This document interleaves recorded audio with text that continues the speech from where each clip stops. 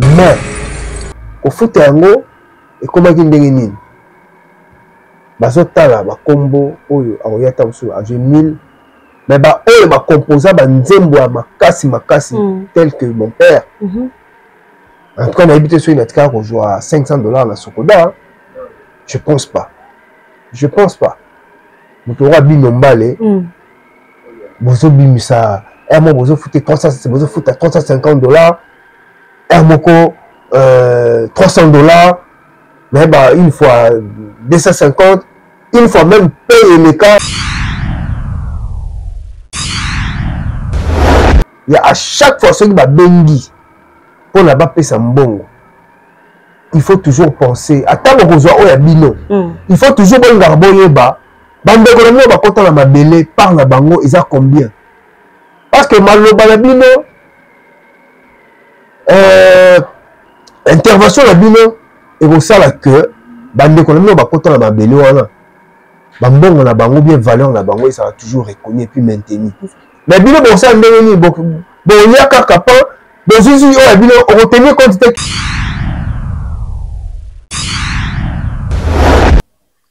Mbote cher internet, bienvenue à l'émission na bino bolinga makasi na kati ya chaîne na bino bolinga makasi toujours tindika télévision tindika ya bino bana ya mboka tindika ya bino nos très chers abonnés tindika ya biso bansonga na yo na ende tokotindika toujours elongo. Mesdames et messieurs, bienvenue dans cette émission où je suis Dorcas Batolo, la touche de la presse congolaise.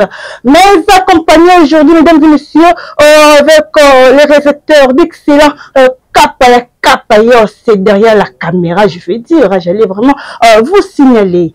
Aujourd'hui, Tozoya sous un nouveau numéro pour vous, mesdames et messieurs. Lelo Tozoya Bini Makambo etali Bimi Ombale balobi les grands historiens atika histoire ya mboka na biso na défaut babi atika marka culture congolaise mais lelo tokolobela ye elongo na mwana na ye Maurice Bini ozali awa na plateau nanga elongo na kati ya plateau ya tindika ye o toko profiter kopesa ye mboti. Bonjour papa Maurice. Bonjour madame la journaliste. Oza malamu j'espère. Oui Nangolo Nkolo, ça va. Ouais.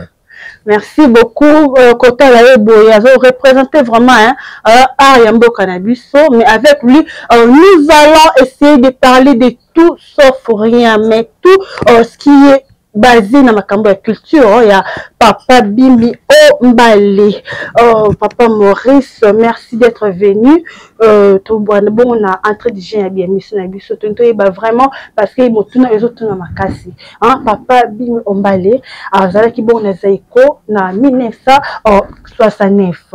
Ce qu'on a zappé parmi batu o banda zaiko vraiment. Bon o za batu liboso o banda zaiko. Mais elo ni sala ki ke aya kolongwa na statine ya kobeta drum akoma maman kozala chanteur comme koyemba pe ya chaka ve banzim pe kitoko skole ni sala ki bon. Bon, je dois, c'est vrai, représenter Ngaï, je dois quand même commencer par me représenter. Exact. Je suis Maurice Bimi. D'autres personnes me connaissent mieux la combat Moro Bimi.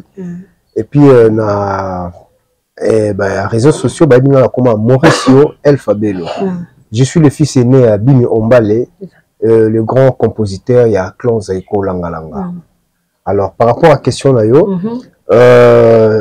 quand il y a que Bimi Ombale a tika drum pour Abana Koyemba, déjà, faut le savoir, tant que Zaiko et Bandaki, Bimi Ombale a Zalaki Namite, tant que Bandaki, c'est-à-dire le clan Nyokalongo, Papa Wemba, Bajina Wajina et toutes d'autres personnes là, on a un bimi à côté quitté. Tant que ça la siko keno, bamisus ba komi ko kende, nde ba bimi ba ye komi ko ya. Tant bimi aye ayaki na titre ya drummer, abandi drum na mais le col azalaki na composition puis azalaki na voix koyemba, a combien konuka asa nini. Amata na micro pour la yemba. Alors le cola,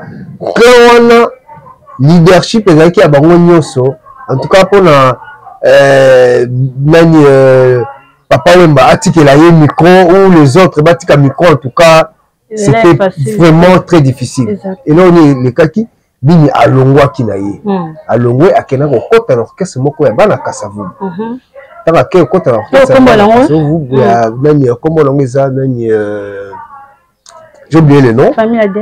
Non, Famille Adé était. Famille Adé et Tangu Zaiko langa et Kabwani. Parce que Famille Adé wana eza kombo pe Zaiko parce que quand les dit Zaiko langa hein Zaiko langa Famille Adé. Exact. Tu vois? Alors Tangu aye kolongwa ko kote l'orchestre bana Kasavubu nde sikoyo sala ke Tangu bango kuna ba yobi ka kuna bini akomi koyemba. Alors, il y a ça que non, tant que grand wana, balongo, batiki, chosa, nyoka longo. Il y a quelques musiciens. Il y a ça que non, bimi, à Sénini, à Zongi, à côté de quoi, nyoka longo, à Pesaki, micro, à Banakoyemba, à longo la drum. On comprend. Alors, tant à longo la drum, demain, à comment est-ce que la Zeko, Zaki, Ilo Pablo. Exact. Ilo Pablo, na machine à Kaouko, badonga quoi, Meridio, hein, et à l'exemple. Donc c'était un peu comme ça. Les bimia comment ekoyemba. Bon ce que tout le banon le misque cela qui était à Longwa vraiment Zaiko en 1989 en tout cas en 1989 déjà avec Longwa Zaiko avec ça la orchestre na bango na combo ya famille Adé no Chikoloba et puis elle connaît cela qui à Longwa les sous famille Adé pour na qui me ko embrasser les sous orchestre o la sala qui ya combo ya basilique. En fait tant Babandi Zaiko na bango na bave Jossard. Exact. Obi place ba leadership ezali partagé et vous me la toujours pas. Non wanta baba puis balé vous me la te pono comme ça pour surtout exemple temps ya ba les 7 patrons. Il y a grand Zaiko. O ba Zaiko ba Bozi, ba Dido Yongo, ba Via Chwamo, les 7 patrons là, moi les sayini et vous me la gité. To kena wenge musique. Omoni surtout que même sur le plan de la partie politique oh tout le monde qui a créé qui avant les Sphinx tu sais qu'il y a Koufa bah l'idée est surtout là ensemble et ensemble si on est dans ça nini bah kabwana donc parce leadership les amis partagés en tout cas oh la relingate oh les kelaye donc c'était un peu ça bref tant bah sangala qui bah sali vraiment bon vent la bango ndenge en tout cas, c'était vraiment magnifique. Madame la journaliste, et ça n'a pas passé. Parce que nous avons collé dans Zaiko, nous avons collé la Wenge, nous avons collé la Kofi Olomide. Vraiment. Embrasser vraiment. Donc, génération, moi je suis de 75. Exact. Donc, c'est-à-dire, Zaiko ya mame, n'est vieux beaucoup la lobaka à son âme. La collé na Zaiko ya mame. Na koli na Kofi Olomide et tant wenge ye na ko kola so bien na wenge ozomona alors tant yo sala que ba sali vraiment ba succès na bango alors et comment qui sur likambo nini ya likonda tant ba mama konda et komi ils na production moko wana be proposal les production Zaiko alors et comme ça que non ceux qui ba bimisi ba disque na bango ba disque bimi ba musicien mosusu ba bimi ba JP Bousse ba Yalengos bango ba yebika ke non ba bimisi nombre de CD boye nombre de cassettes boye ils ont été comme la édition telle mais or que na niveau à poto ils ont la production beaucoup boye réservé que pour la Zaiko oh bande ko mosusu ya Zaiko ba bande ko yebate alors mutai ko découvrir yango ezalaki bimi ombale ba document wana eza na kati ya veste ya moko na bango tango bazali na poto azwi veste na lati tango abimi omeka ndenge ezalaka kokota maboko koti loboko boye amoni bapapier monaka abimisa boye amoni badocument moko boye ti asali nini aki amemeli baninga ata bamakambo nazomona awa bakambo ezalaka eza nde boye alors ye mpe osala ke non JP Bousse tango aye kobimisa nzembo na ye moko ayembaka bayemba bakumisa fonona koza nayebi lelo kevalina tant ba mbongo na ekoti et c'est là que maintenant ce qu'on va passer ba mbongo yé pas ko découvrir que non ba mbongo soki eza okota oyo bazopresente bango eza mbongo mosusu mais mbongo ebele oyo ebimaka na production édition prosale bango bamonaka yango te c'est-à-dire eza exclusivité même édition ezala exclusivité ya Nyoka Longo na bandeko mosusu oyo babandaka Zaiko soit disant à partir ya wana sikonde moi nungu comme okota nungu comme kokota pas fait ce que ça 18 ans Zaiko exact déjà tant bazo préparer 18 ans Zaiko ba problème ezali déjà entre bango yango monaka tant ba Zaiko beti 18 ans ba misusu balati ba débarder ya braliment ya tonton skol autant la bini alati yango talati blama normal moi tant misusu ba misusu balati yango ba misusu balati te et vous allez partager en deux groupes voilà et comment vraiment partager en deux groupes ti à partir wana ti ba problème ba comme kokoba en fin de compte ba ba ça nini ba kaboni tant ba panzani bini azui la majorité ya ba musiciens Zaiko akina Yalengos JP Bousse Ilo Pablo Likinga Petanga ye à rejoindre bango na Mbuta Machakado. Alors Nyoka Longo atikala vraiment la ba mission pene belé on est que ça la mouvement na yemo bango ba ke osala Zaiko famille la dei Nyoka Longo atikala na Zaiko na ye apesa ko kombo Zaiko Kolomboka donc comment le roi de Zaiko Zaiko elle a bimi na Zaiko elle ya Nyoka Longo donc c'était un peu ça. Merci beaucoup Papa Maurice a fait cette explication vraiment kitoko. J'espère que nos internautes sont vraiment contacts, mais je ne peux pas vraiment continuer cette émission sans oublier à saluer, à dédier Monsieur Rifet Kisombe et Papi Kelly nos boss. On va dire quelque part l'internet le plus célèbre du monde, pourquoi pas dire Papi Atunga, les grands Gillois. Kuna na London, Lucas n'était, je suis toujours à London. Tantine Zozo ya batu ya papa Edo, et moi aussi ya batu ya papa Edo. Ne touchez pas à ça, ouais. Tantine Zozo, moi aussi ya batu ya papa Edo. Oh, kuna na majesté, kapa, c'est derrière la caméra, mesdames et messieurs. Héritier Bill Gates, Mangono, et pourquoi pas dire maître Emmanuel Ndungala, à lui, à Yebi Makambo Malam, maître Emmanuel Ndungala, depuis Paris. En tout cas, tout continue, monsieur Nebiso, papa Maurice, Bini Ombali. Papa Tonto va vraiment papa Binomba Yazala qui parmi les grands compositeurs Yambo Cannabis à l'époque wana. C'est quoi pas c'est l'époque wana. Ti ta Sambela. Après à son nom à Koufama. Ti a comme Sambela. Pasteur. A comme qui évangéliste. Alors il continue toujours à Koussa Banzem. Ça Banzem oui. Oui, Azaki parmi les grands compositeurs, je peux dire. Voilà. Bon, est-ce que Bino bénéficie na œuvre papa Tilili? Bon, ce qui est vrai, c'est que à l'époque, Bazaka tous affiliés à Soneka. Après, Soneka a changé et comme Sokoda. Bon, ce qui est vrai, on est des bénéficiaires, bien sûr. Mais par rapport à Makamoza, pour les Canada, société à ça dispatching, il y a droit d'auteur, il y a artiste, il y a biso Mboka. Bazana moi, nungu. Jusque là, tous là, ordre et quota. Et puis, on verra comme ça, comment est-ce que nous pourrons commencer à causer. Oh, c'est qui nous revient des droits. Donc, c'est un peu ça. La clan Zaiko, c'est l'un des grands compositeurs à Zaiko. Voilà, Moutoumoko, c'est quoi est-ce qu'ils vont promettre à venir, ils vont promettre qu'un jour, bénéficiaire, il y a papa. Bon, ce qui est vrai, c'est que, bon, pas seulement moi, mais dans zone Banakombo, il y a bénéficiaires, surtout, il y a culturel. Donc, dans ma casse, il y a président de la République, Fatou Béton, né à Mekaki un peu qu'on mette la main sur la table, afin que va trouver solution na Makambouana Itali Soneka na Sokoda pour va courir au foot à ayant droit. Donc tout ça qu'on espérer et qu'on simba parce que Yemoko a bêti vraiment le beau qu'on la table pour la Makambouana et ça l'a résolu.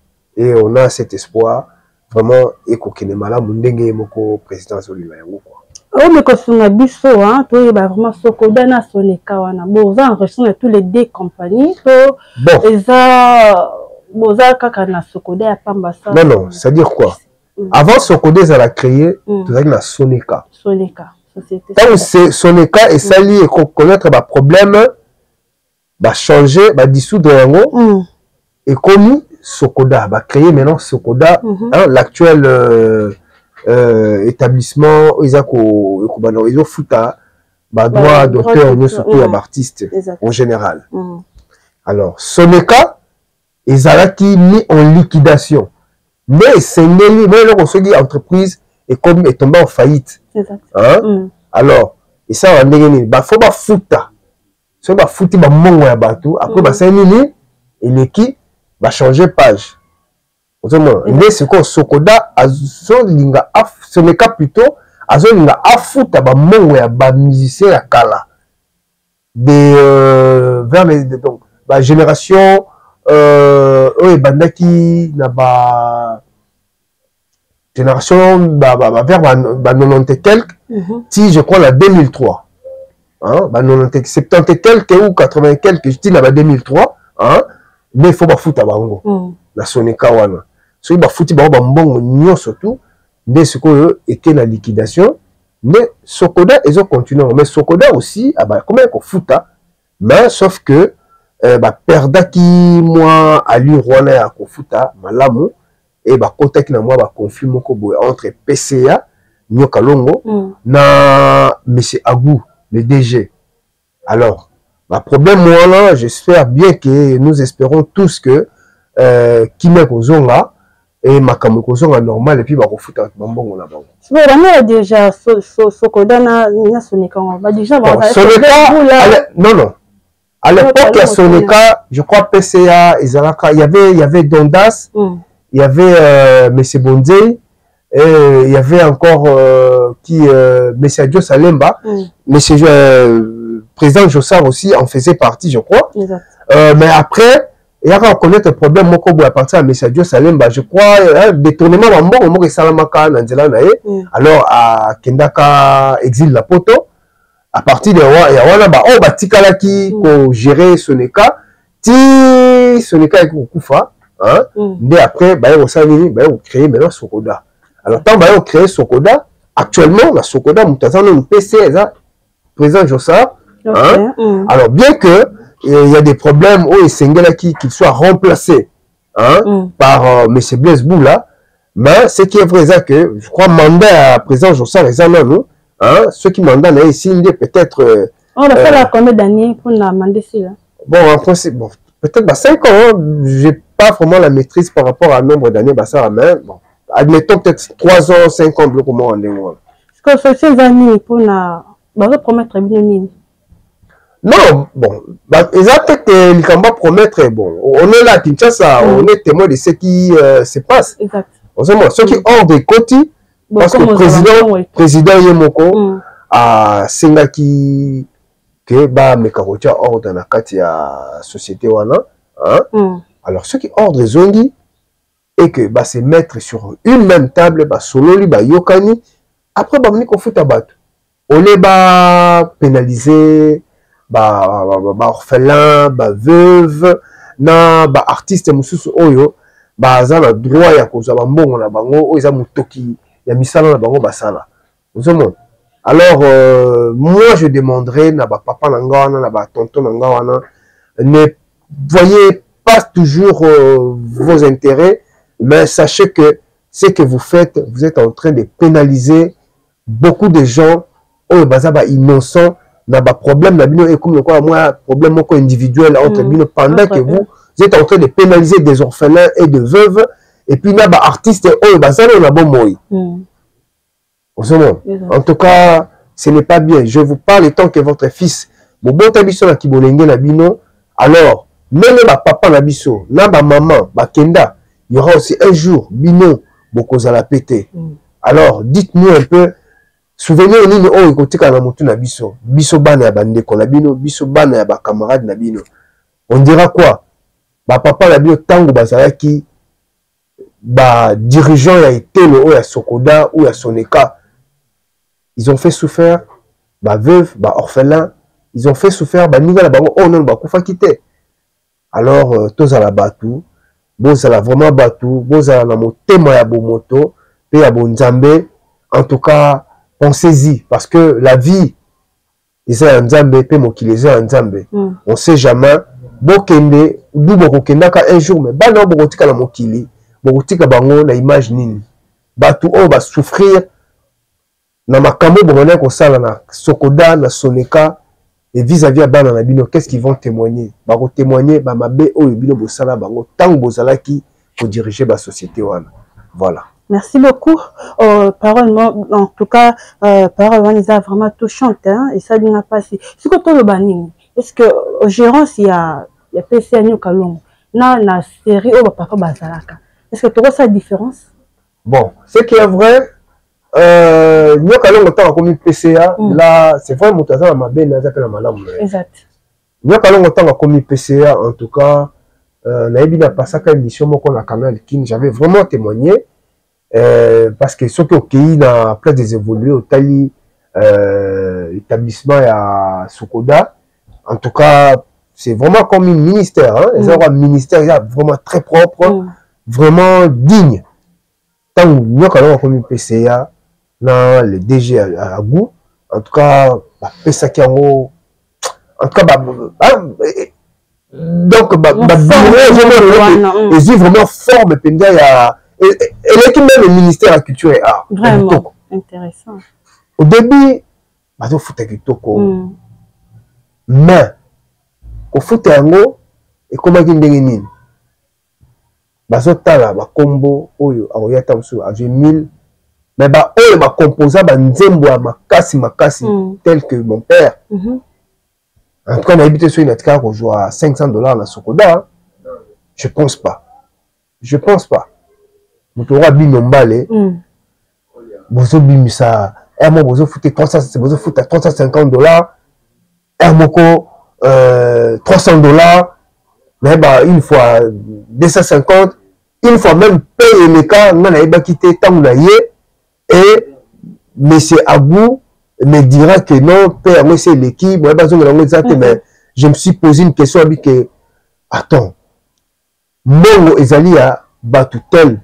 Quand vous avez fait la liste à dispatching, vous avez dit que Moututel soit un bon, et ce que Moututel a zalité, ou bien bande connaît, communauté, il y a de caisses où c'est un bon exact. Tilelo, bon, on soit un moté. Combien de mois tu connais déjà au besoin de bon à se connaître?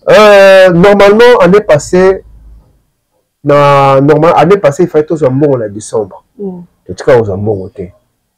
Année Oyo, il fallait tous un bon en mois de juin. En tout cas, aux un bon côté. Décembre, on a tous au quota. N'habitez surtout aux instruments. Mais parce que année, on a deux fois. On a mois de juin, on a mois de décembre. L'année passée, mois de juin, on a mis ça en copie sabat. On a fait ça.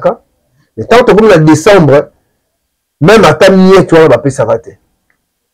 Tu continues l'année 2023. Mais juin, il faut pas foutre. Tu peux pas foutre. Tu sais qu'il y a décembre, on a habité sur le foot. Mais, entre bango, bazo ça la première. En même temps, bazo quoi accumuler comme un mongo pour leur bien-être. Vous savez, mais bazo pénaliser. Bande kona bango baza na bon moyi puis na bande kona bana bande kona bango oyo bakota na mabele mais sachez que personne est éternel. Exact. Bino pe bozala raté. Est-ce que bateau ba kozwa siko était loana tant bana na bino ba banda koya misala oyo bino bose ndenge bonyokola ki bateau tant bozali de vos vivants. Est-ce que bateau ba kozala mitema ya ko servir bana na bino malamu? Pas du tout. C'est quoi le Cambo est 25 millions au président après ça qui pour la Buno. Pour la Sonica. Le partager qui ont bénéficiaires, non, j'espère. Bon. Qui me parle la Buno. Je vais t'expliquer ces problèmes à 25 millions. Il n'y a pas seulement 25 millions. Il y a un bon belé. C'est-à-dire quoi? Le 25 millions, tout le monde va confondre. 25 millions, ils bon, l'une des parties Oyo, hein, tranche à Liboso. Oh, il faut pas foutre parce qu'il faut pas foutre au moins à plus de 4 tranches. Hein? Première tranche, il y a 25 millions. Oh, il fallait pas foutre à artiste. Oh, il y a bané, hein, bané à Kala, Tina Souka 2003.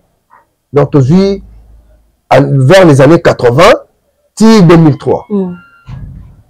Alors mon boulot mo contact wana on commence à donner n'importe qui. Bah oh écoute sengeli bazo mbongo ndenge sengeli talon une fois toke ko se présenter kuna bazo bisa ba pesa ba grand compositeur ba bimi ombale na ba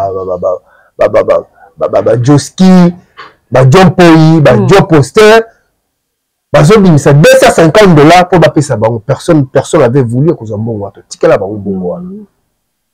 Quand même il faut qu'on valoriser qu'on pesa chacune des artistes et un mot qu'on a mis sur la valeur là-bas. Exact.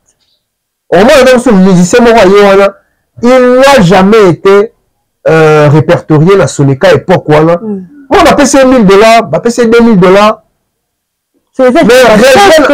Non, c'est-à-dire comment il y a le désordre de côté. Au moins, dans cette analyse, je voulais m'adresser là-bas, papa, à Clan Zaïko. Vas-y.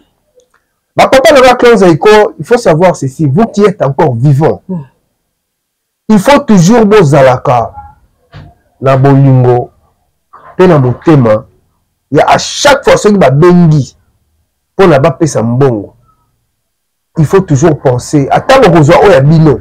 Il faut toujours bonga boyeba bande ko no ba kota na mabele par na bango ils a combien? Parce que maloba na bino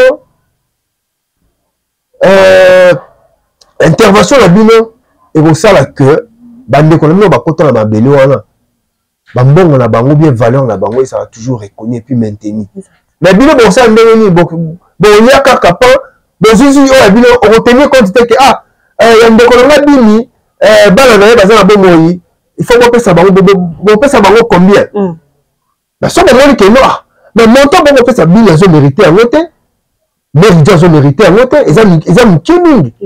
Mais faut pas le mener, mais bino boya bozi par la bio papa bokei bo sali ke bandeko na bino o bakota na mabele bazana bana bazana bandeko batika pe basi ya bomoyi. Vous voyez, en tout cas papa na nga Clan Zaïko essayez un peu à cause na bolingo parce que moi je me souviens une fois la kutana Virginia Gina je suis allé parce qu'il m'a connu tout petit mais quand je suis allé me présenter chez lui et ça m'a plaisir moko na je suis le fils André André Bini oyanga. C'est-à-dire, à tel que André Bini, ça m'avait vraiment énormément fait plaisir. Mais, Bolingoana, tant que vous avez un bino, tant que vous avez un bino, et à la présidence, et à la place Nini, il faut toujours penser aussi na bana, na bandeko, ya bandeko la bino, pourtant, soit-disant la motema. Il faut toujours aussi penser à eux que, bandeko la biso beke bazate, mais bana la bango bazali. Ça va vraiment définir cet vrai amour oyobo pour nous sakala munoko. On est à la munoko mais eza ati na kati motema. Voilà. Merci beaucoup. Na ocho ko yimbi kitoko awa. Moi vocalement ya muke. Est-ce que pour vous un musicien? Ouais, dans un musicien. On a dit le cola papa kaka. Bon, c'est pas que n'a dit le cola papa, eza c'est juste que la musique m'a rattrapé au fait. Exact. La musique m'a rattrapé. Ouais, première composition dans la liboso eza gospel. Et quand je me suis maintenant engagé à me camper pour ça la musique, alors je m'étais dit, comme la colline à Bouya Zaïko, et moni musique dans la Sarah, j'interprète. J'interprète à Kabanzembo Zaïko, et dans un groupe d'accompagnement Langai, et puis mon orchestre, c'est comme la génération Langalanga. Non, parrainé. Bon, jusque-là, je suis parrainé par personne. Nazako travaille dans Info Perso. Et à chaque fois qu'on a passé à l'émission, vous savez que tout artiste, pour la fonctionner malamo, il faut qu'il y ait un bateau pour apporter soutien financier et matériel et moral. Spiritualité, c'est lui qui contrôle tout. C'est lui le tout puissant. Voilà.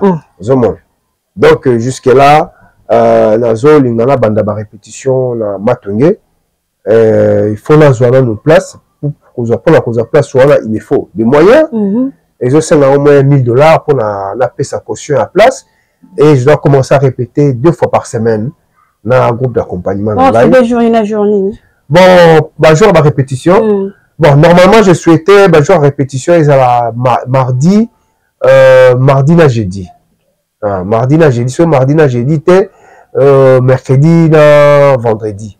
mais vendredi mosusu tozora des fois tant mosusu ba concert mosusu bato babengaka biso tobeta nde moi j'avais plus préféré ezala mardi na jeudi.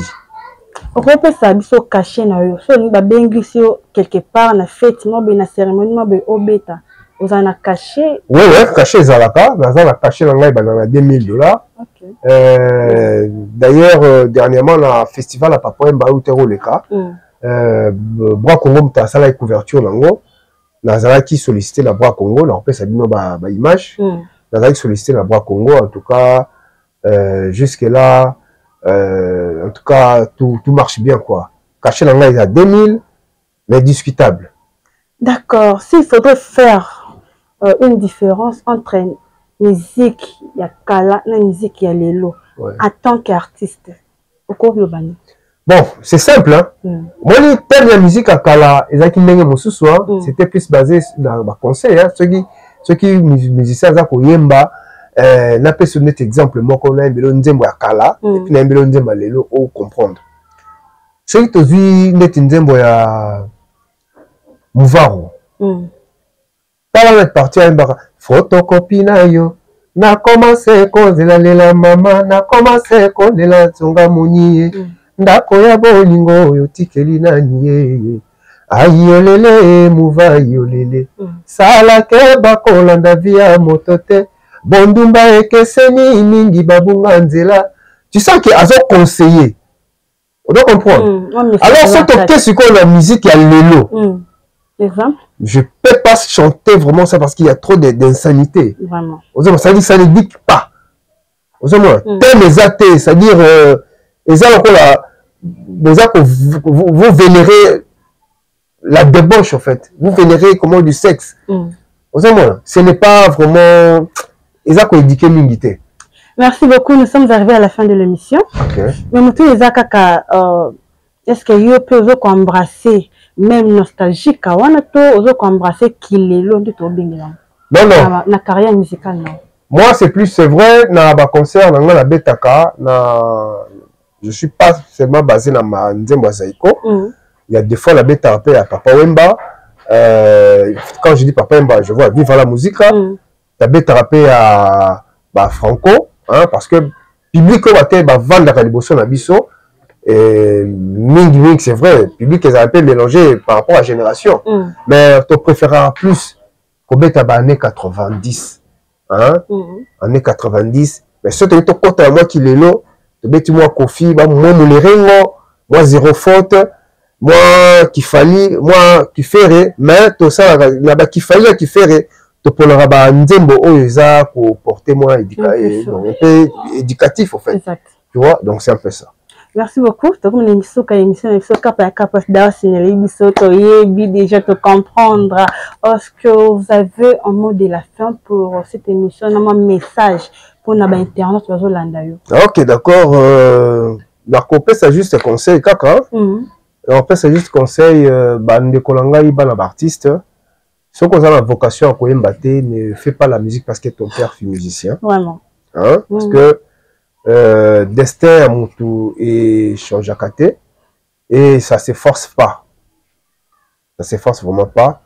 Alors je me limite peut-être là s'il faut couper sa mot et puis donner mon numéro de téléphone pour tous ceux qui auront besoin à contacter Ngai plus 243 81 59 49 142. Je répète encore plus 243 81 59 49 142. Alors pour la salutation Ngai na pesimbo te na moi nanga on dit et puis Fanilson Bokanyanga papa na Kaili na Camila na pesimbo te na papa na Enzo le monsieur Cavavino Eric Bolakofo na pesi Eric Bols na États-Unis, Kadi Bimi, Magali Bimi, Sephora Bimi, Tom Bimi, et puis la pesi Trésor Nguinamao Mbote, Merdin Nguinamao, et Christian Sangamina, l'homme des Alayo, na pesi Susu Mbote na Emmanuel Kande, le Bruxellois, na Mwasi Naye, Jonatash, ainsi que Dadi Chingoma, Mobalia, Pepita Amouli. Merci beaucoup. Merci beaucoup vraiment Maurice Ombale Bini. Hein, comme on merci d'avoir répondu à l'invitation de Bisso. Merci pour répondre surtout à baiser à internet, Bisso abonné à Bisso.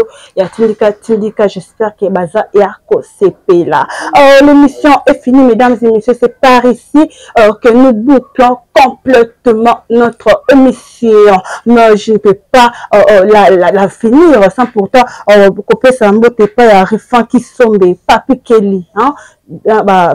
Mes boss, c'est pourquoi pas Papi Atunga, les grands Ginois, Luka Sinata, Jésus à London, et Tantine Zozo Yabatou, ya Papa Edo, Kuna, ma majesteur, Rite Manzadi, mon ami de longue date, maître Emmanuel Dongala, depuis Prague, moi la poto, Yatanga, moi la France, Yatongo, pourquoi pas dire à Dielema, réfléchi bateau, le Kapa, yo, c'est pourquoi pas dire à Rabilema, mon cameraman Christian Matumba, l'ajusteur le plus influencé du monde, Christian Matumba, Yabatou, maman Jocelyne Bali, Babi Samili, Tokoyo, Kate. Mesdames et messieurs, merci de nous avoir suivis, merci pour votre confiance et fidélité. On appelle ça nazo pesa lisusu mbote na ngai na Alain Payo, nazo pesa mbote na ngai lisusu na bana ya Matonge nyonso, mon oncle Willy Bini, et ainsi que famille na Mobimba, moi si naye bana naye, et sans oublier ma grande famille, Chuchuna, Nancy, ma mère Rose, maman Jaël, ainsi que tout ce monde au Baïbingaï, la bosse Binoté. Voilà, c'est un peu ça. Merci beaucoup, Aguila et compagnie Ambel depuis Japon. Bisous, bye.